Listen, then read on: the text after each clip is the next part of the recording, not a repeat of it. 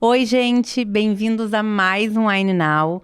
Hoje a nossa conversa é sobre uma história de gerações e a nossa convidada é a Sigrid Canessa. Sigrid, seja muito bem-vinda ao Wine Now.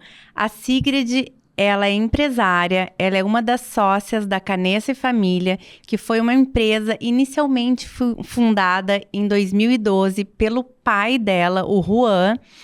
Hoje a Sigrid, ela atua, ela é responsável por praticamente quase todos os papéis na empresa. Ela é administradora, parte financeira, vendas, marketing e tráfego pago.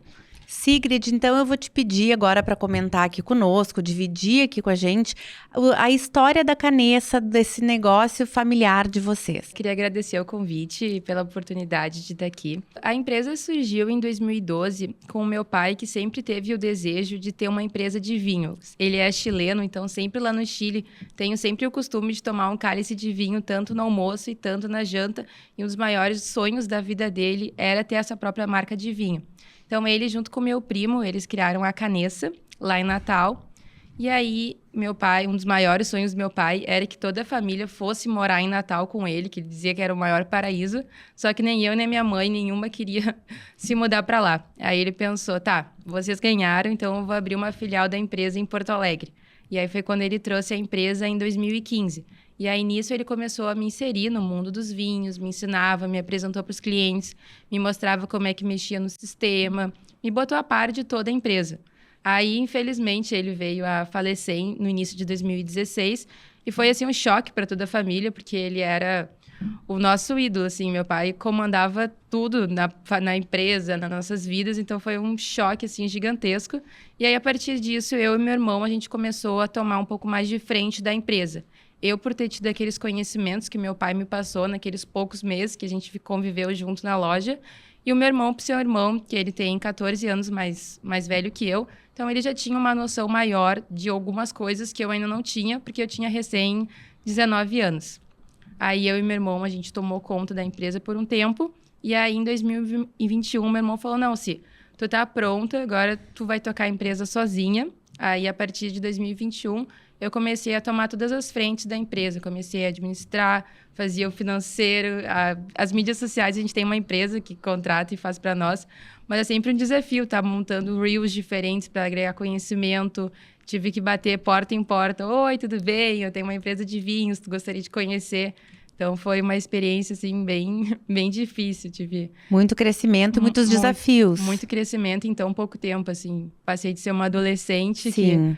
ia pro colégio, ia pra faculdade, ia pras Com festas. responsabilidade de adulto. Ia pras festas com os amigos no finais de semana, para uma pessoa que tem uma empresa própria, tem que prestar contas. Tem que fazer acontecer. Exatamente. Se eu não me mexo, a empresa não vai pra frente. Claro. Até alguns amigos falam assim, por que tu não vai sair com a gente? Não vai fazer tal coisa? Eu falo, gente, se a minha empresa, se eu não trabalhar, a minha empresa não vai para frente. Claro. Então, a minha prioridade hoje em dia é a empresa, meu foco 100% é a empresa, e o restante é o Quando secundário. der, o lazer. Exatamente. Então, os primeiros 2 anos eu vivia 100% para a empresa, assim, era finais de semana, não tinha descanso nenhum. Sim. Eu acho que agora, só em janeiro, agora os últimos dias, que eu consegui tirar 10 dias de férias, e que foi férias, entre aspas, assim, que era sempre vendendo e falando com as pessoas, que o empresário, eu acho que nunca consegue tirar férias 100%. Sim.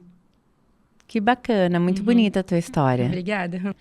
Eu queria que tu também conversasse aqui conosco, dividisse aqui com a gente os desafios e as oportunidades para jovens empresários no mundo do vinho. Vamos discutir um pouquinho esses desafios que vocês enfrentaram ao assumir esses negócios da família. Hoje em dia, eu vejo que um dos maiores desafios que eu tenho é por ser jovem e ser mulher.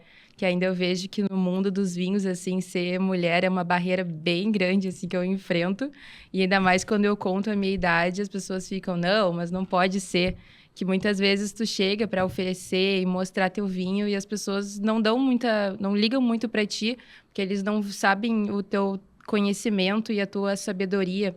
Então, isso foi uma barreira bem grande que eu enfrento e enfrentei antigamente. E as oportunidades, eu acho que é também por ser jovem, que hoje em dia, cada vez mais, o consumo de vinhos tem vindo de um pessoal mais jovem. E, querendo ou não, tem uma conversa diferente, uma proposta diferente. Porque os jovens, hoje em dia, eles não buscam só abrir uma garrafa de vinho, eles buscam toda uma experiência.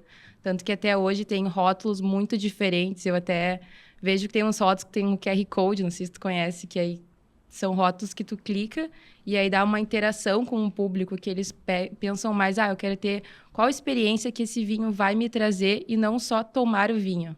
Sim.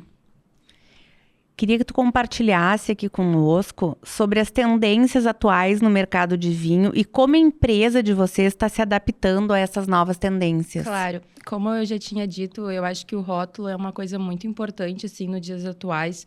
E cada vez mais a gente tenta buscar rótulos mais interativos, que conversem com o público. E uma das propostas da Canessa agora, em 2024, é reformular o rótulo.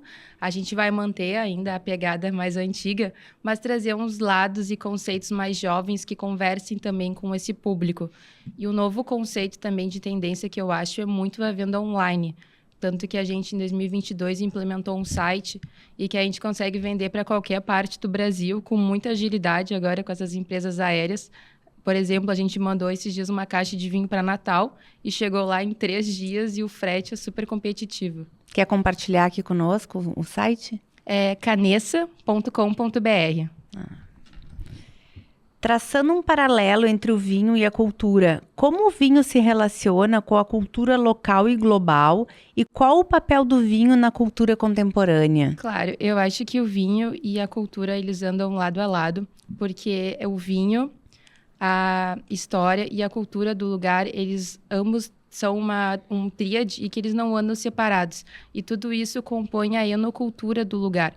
Então, quando as pessoas vão visitar vinícolas, elas querem buscar também a cultura que era daquele lugar, a região, elas querem saber a experiência que as pessoas viviam para produzir aquele vinho. Conhecer a história. Exatamente, porque se fosse só para tomar o vinho da região, tu só pegaria e abriria em casa. Então, quando as pessoas vão viajar, buscam essas vinícolas, elas querem saber tudo, assim, viver mesmo a cultura local e experimentar.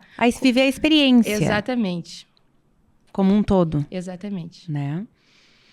Do teu ponto de vista, existe um interesse da nova geração pelo vinho? Claro, eu acho que hoje em dia, cada vez mais, o público mais jovem vem tomando vinho e vem apreciando os vinhos.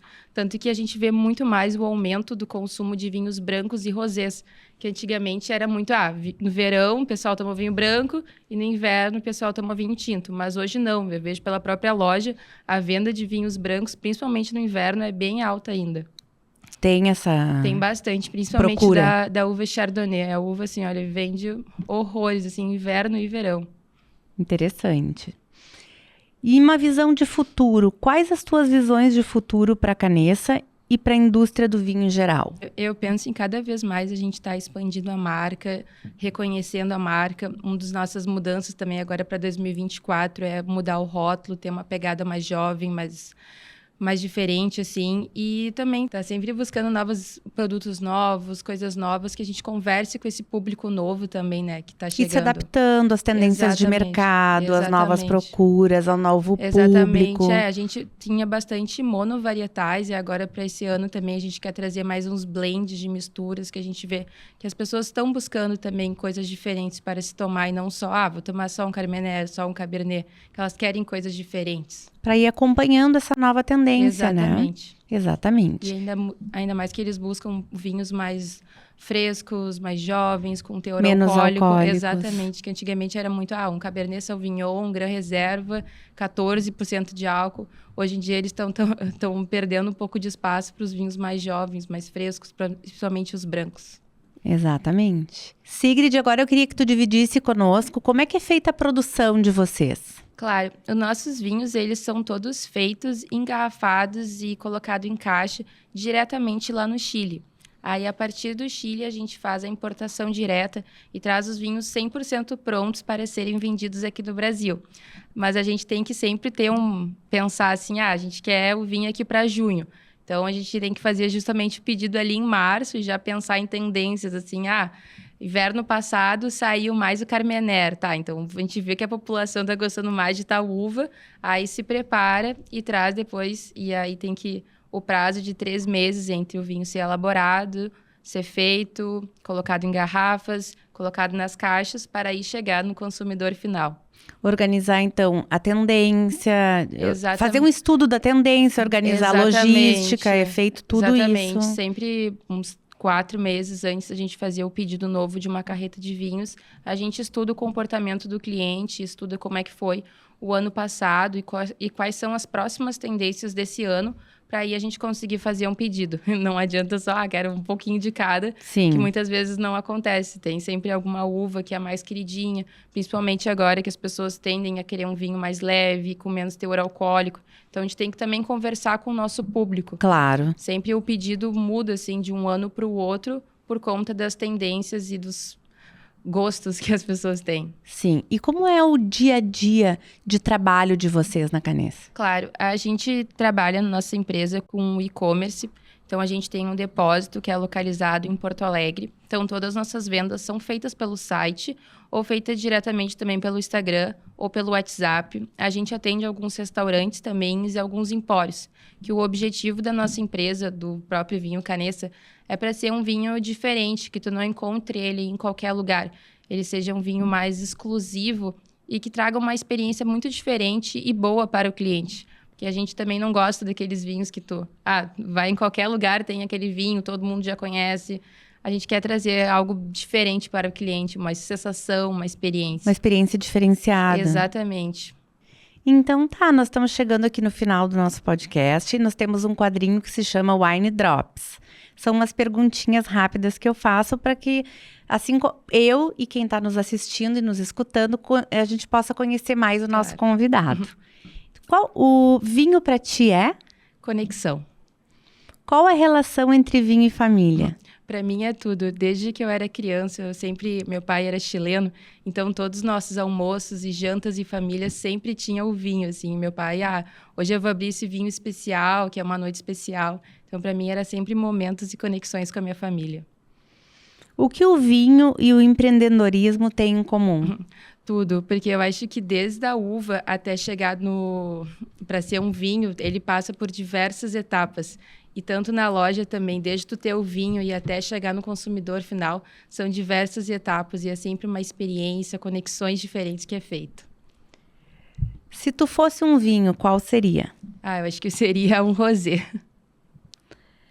Uma dica para quem quer passar a conhecer mais sobre vinhos. Eu acho que tem que começar a conhecer muitos podcasts, ver vídeos na internet. Eu acho que a internet está muito ligada com o vinho e hoje em dia tem cada vez mais Reels, TikTok sobre conhecimentos de vinhos.